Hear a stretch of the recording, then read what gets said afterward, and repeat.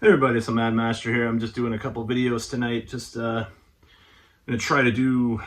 I have plans for many videos that I actually I have like 5 or 6 semi-scripted ones. I haven't done one of those in a long time, but I figured I'd do a couple that are unscripted too, here and there, of course.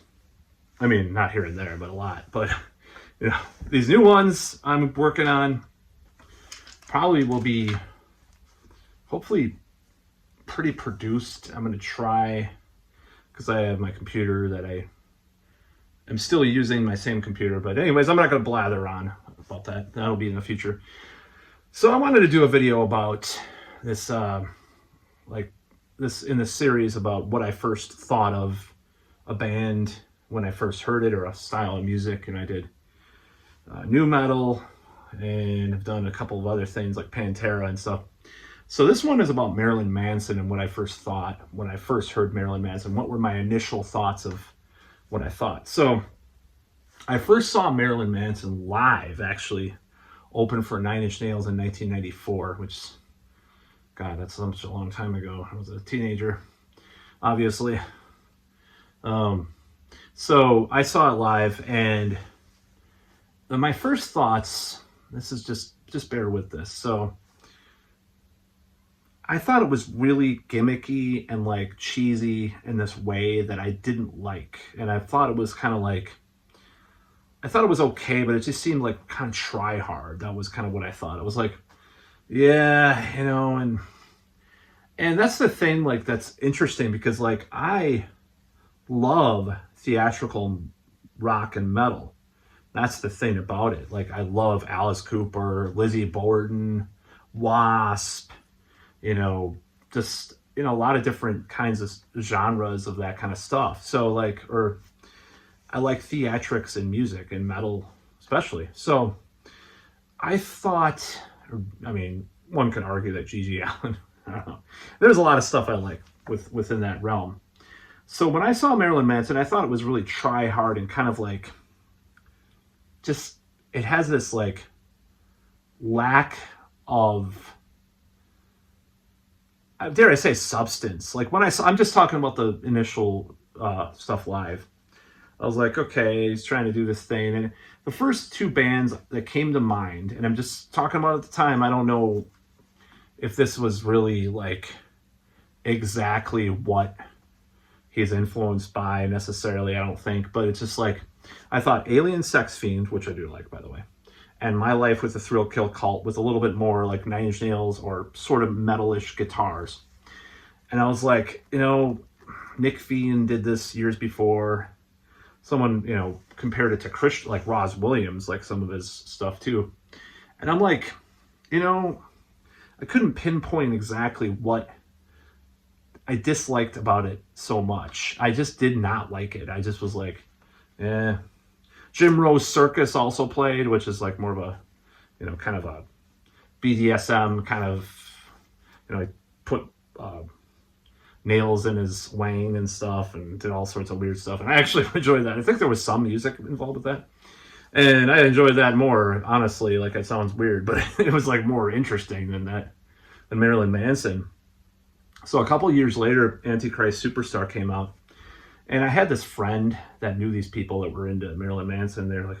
He's like, oh, they're goths. I'm like, okay, do they like Bauhaus, Sisters of Mercy, Joy Division, The Cure, Alien Sex Fiend, And he's like, no, I like Marilyn Manson. And I met him, there was just like these teeny bopper goth kind of, at the time. They liked 9 Inch Nails and stuff, but they liked Marilyn Manson. Like Antichrist Superstar had come out.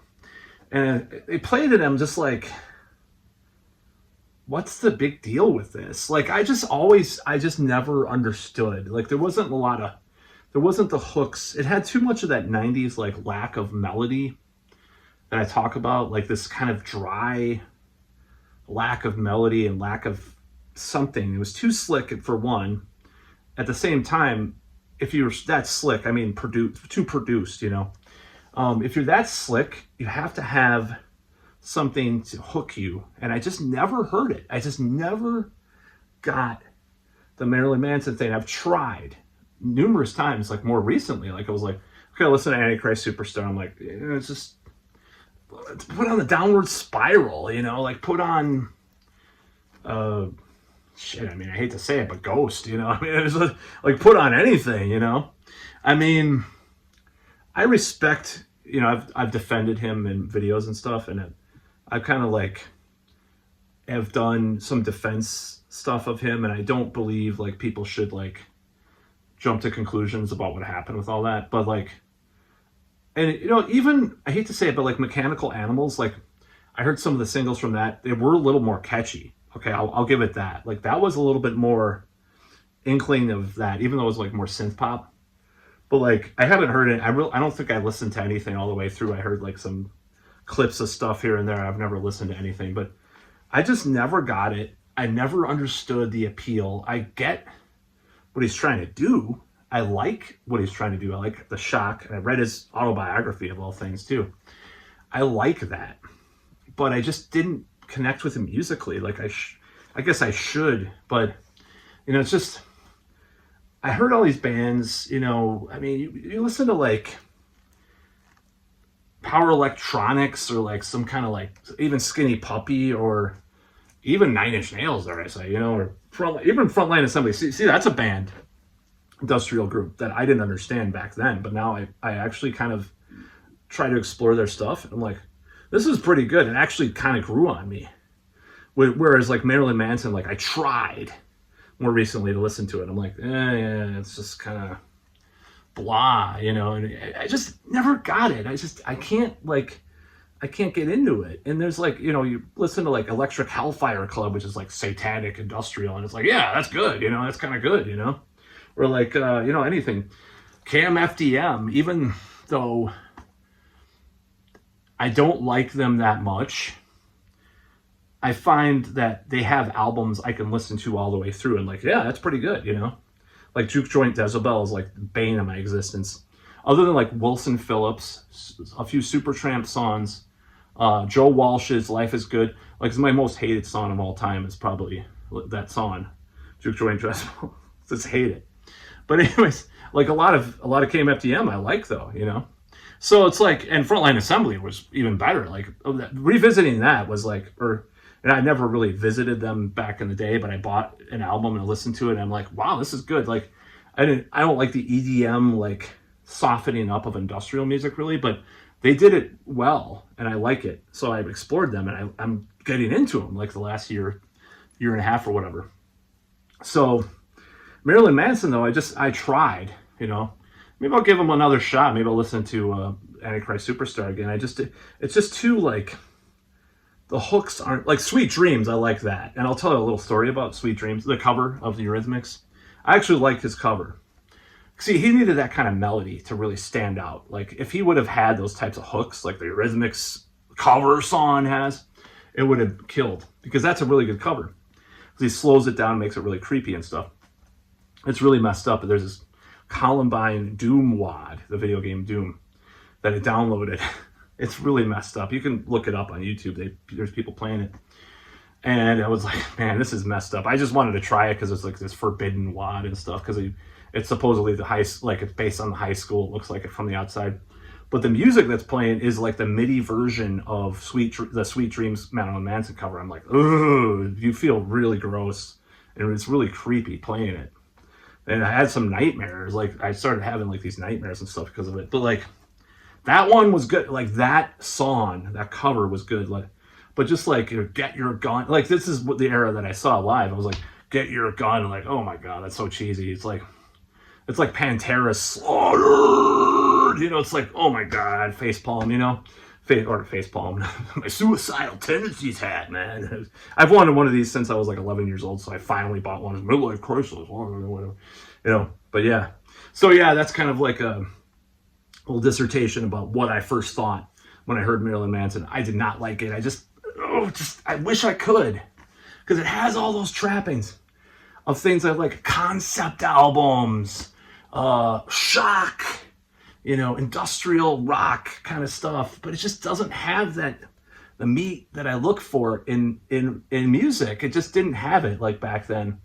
And now it's just, I'm trying, man, There's another band like I never really got is Cradle of Filth all that much. I like Dusk and Her Embrace, but one thing that really frustrates me about that album, it's another kind of band that's like some of the same crowd of Marilyn Manson listen to and stuff. They're more black metal version of the Marilyn Manson thing.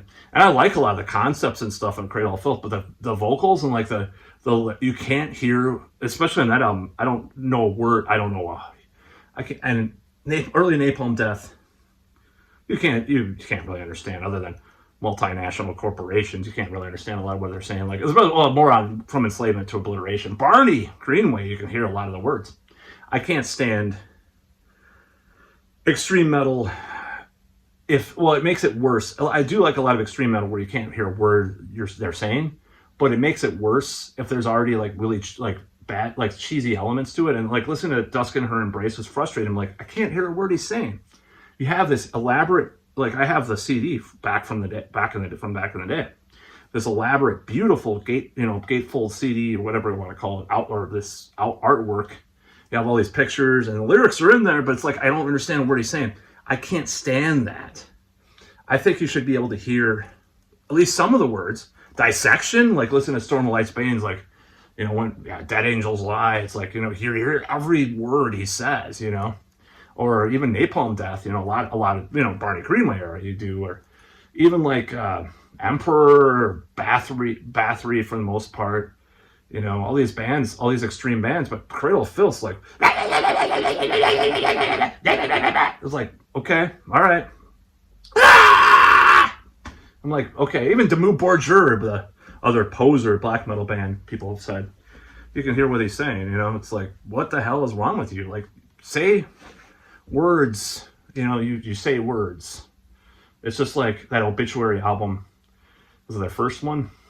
That allegedly there were no actual, this is just a rumor that went around back in the day, I don't think it's true, but like allegedly like there was just sounds he was making and then they put words to it, like that there were words but there weren't any words or that he was actually saying. I don't really believe that, but it was kind of like that. So I really don't understand why you would make an album and make everything indecipherable. It's one thing for a grind band, like some of the grind death metal, like extreme tech metal stuff, you can't understand a word. But like Cradle of Filth, where it's like more melodic and more, especially back then, and more like presentable. It's like you can't hear a word he's saying. It's just kind of throws you off. But anyways, that's about all.